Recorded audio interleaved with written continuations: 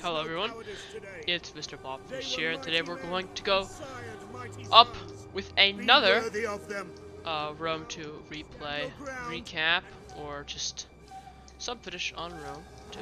And right here I'm watching a battle, me as Seleucids versus my friend Markiplor. Sorry, his name is kind of familiar. It's Macedon.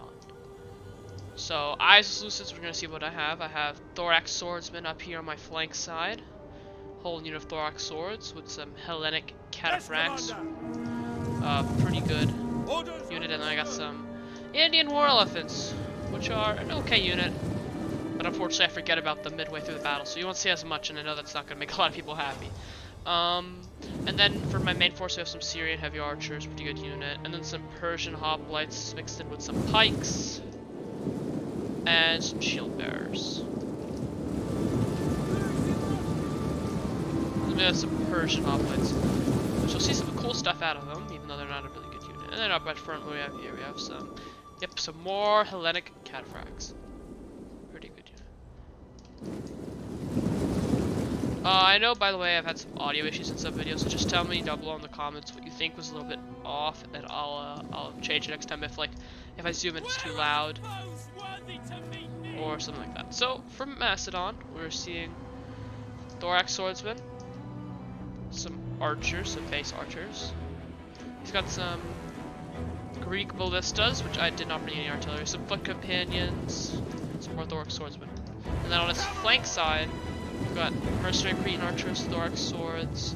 I think all the way up here we have some citizen cavalry.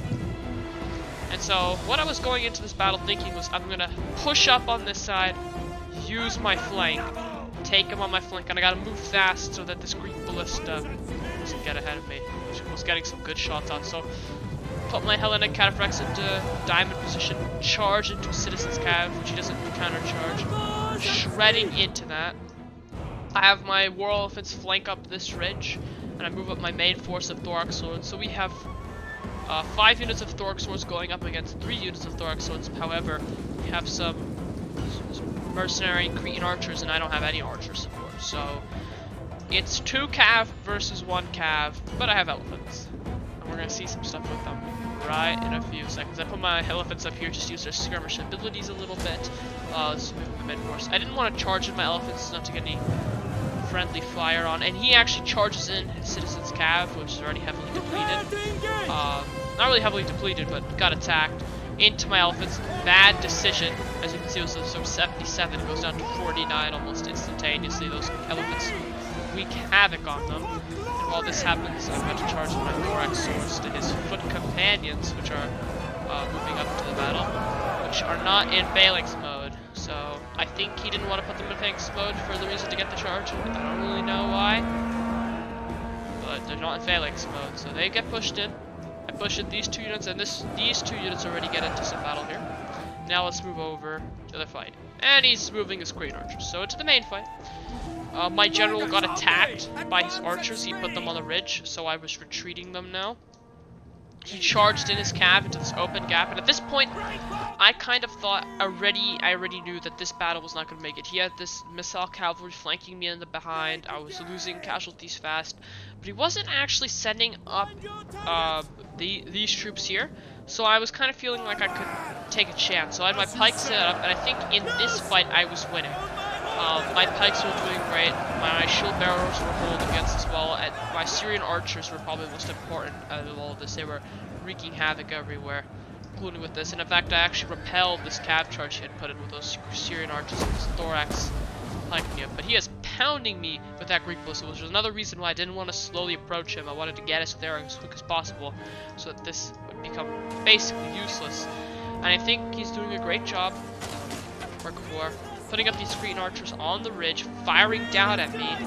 But I think the micromanaging of the cav plays a good, and actually these Persian hoplites, which are a pretty trash unit, actually held up a little bit and charged them forward to take on this cav. And he also charged into my Thorax pikemen, which I got off of phalanx mode so they could get the charge on and take them on.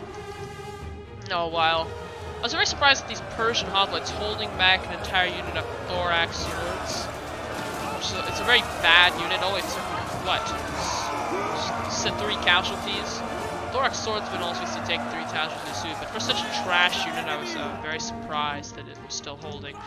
But he is going to send in his pikes up towards my archers and towards here, which is not good. Anyway, back here, these mercenary Korean archers got caught up. I think they ran out of ammunition or something. If you charge them in, or I know they were targeting my general. And they walked up all the way over here. I think it was micromanaging them, so I charged in my thorax swords to take out these archers, just get rid of them. And thorax swords are I feel like very slow kind of sword unit. They're not as they're more tanky, I feel like, so the gameplay is going to be very slow with the big addition of thorax or something. And yes, I did say I did lose my elephants. I got 77 kills though. I'll remember them later, but they won't be very useful at the end of the battle. And I'm very disappointed because I could have turned the battle very quickly, because this battle took right here a long time, and very interesting to see how Macedon uses this basically flanking force to take away from the main force. So I was basically just letting these guys do what they were doing. I knew I was gonna win, and I was just really micromanaging these archers. Most of them, I have these foot companions are, I think, better than thorax pikemen. I think foot companions are actually one of the best pikes in the game. I would think they're in the top 3. I think the 3rd best actually. So yeah, I was taking on with these thorax pikemen. They weren't doing the best. I was losing pretty quickly. These foot companions were shredding me, as you can see. It's not even like they're falling left and right. So I was just focusing with my archers, because pikemen don't do as well with archers. Anyway, up here, finally, the Persian hoplites actually break, but they took on his general, which I was surprised. He actually had to charge in his general because of all the cavalry he was losing over here. So that was great. Got rid of his cav units. His ballistic crew charging, and these Persian hoplites still holding. Obviously, you know, they're gonna lose, but still managed to hold against the ballistic crew and the thorax swordsman, which was very surprising on my part. I didn't know that those units, and I just lit up the rest of these foot companions. Absolutely shredded them. Put them into melee mode to finish them off. Destroyed them. And now I'm just micromanaging these 2 units. He has his Cretan archers firing, normal archers firing down these Persian hoplites, so I take advantage of that. Destroy these archers. This archer unit ran out of ammunition. I'm charging them in. And my main line, it's breaking a little bit. This shield bearer unit's holding, but over here, this pike unit is breaking to the flanks. But he didn't seem to be flanking a little bit more, just with his actual general. Very ballsy move there. So, you know, I was just shooting down the general with my archers, and I was just trying to hold out as long as possible. And over here, yeah, it's over. He has 1 line of thorax swordsmen. I just wiped the field here. Somehow my cataphracts are still alive, and I'm starting to move them in and take out this last unit. So pretty interesting. So we're gonna fast forward here a little bit. Actually, no, I'm gonna go into the tab menu. I'm gonna show you my strategy. Over here, I'm obviously not winning at all. I have maybe like 3 units, and he definitely has the upper hand. So I was just thinking, hold here. I gotta hold here for as long as possible. Take as many with me so I can get this big unit up. And this thorax swordsman unit, it was a big threat to me. So I was gonna try and micromanage sending in my Helletic cataphracts, my cavalry, and it actually does break the line. You can see it's split up a bit in the middle. So I actually set up my thorax hoplites to get in, but I think they got a little bit swarmed up in this absolute melee battle. Over here, look at this. My Hellenic cataphracts, my thorax swordsman, towing up with his thorax swordsman, just in the battle, fighting for it all.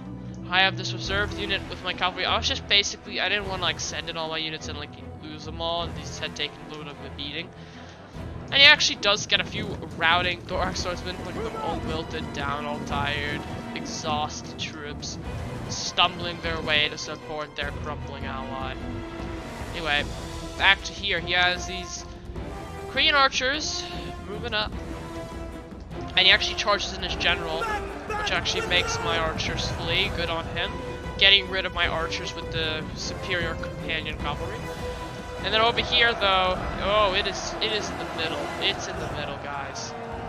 On one hand, so he flanked around. That's the first thing. He kind of flanked around with this little thing here, and I actually had my thorax pikeman units kind of strangle a little bit. They have like one line here, but the rest of them went out of pike formation or attacking.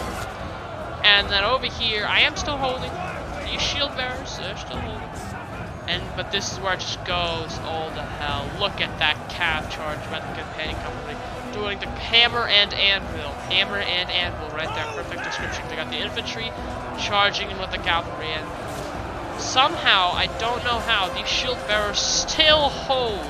While exhausted, they still hold for a little bit longer, getting kills. And I think what happened is the cavalry pushed them up into thorax.